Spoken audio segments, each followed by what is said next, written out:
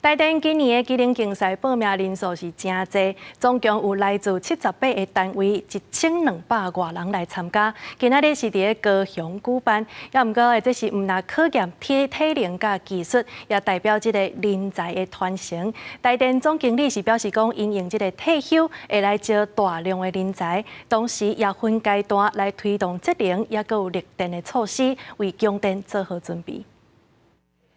清河设备准备8起8.9米悬的电报条做配电外线的作业。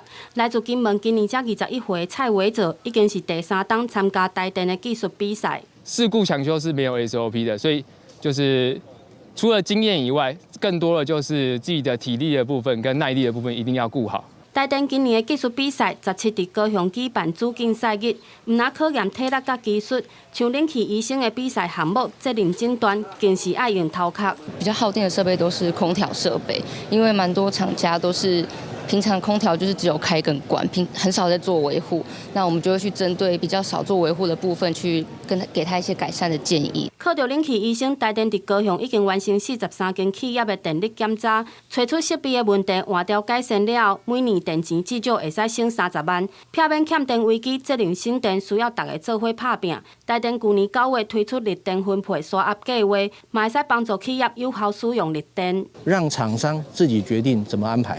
然后安排之后呢，我台电只要负责去检查它所分配出来的结果跟原来的厂商发电的量的，还有它工厂用电的量是不是匹配？好，还有买台电的电是不是符合？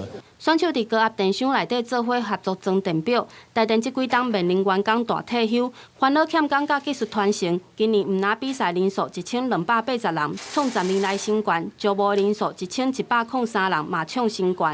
就希望有更较侪人加入台电，做伙为稳定供电拍拼。记者陈焕武、柯正俊高雄报道。